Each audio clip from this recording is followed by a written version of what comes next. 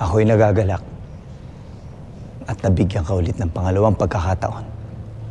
Tera, sana ay mabiyayaan din ako ng ganyang pagkakataon upang kami ng anak ko ay magkaayos.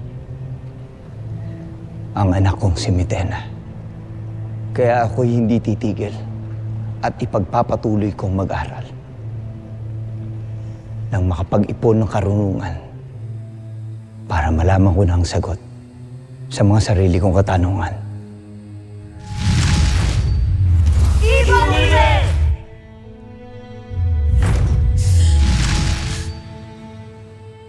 Nay,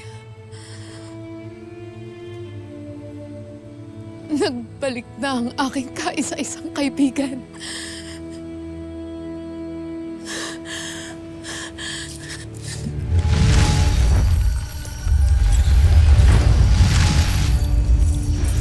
Nyeha! Nyeha!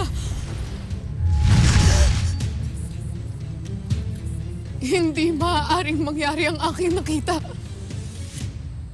Hindi maaaring mawasak ang buong Encantadia.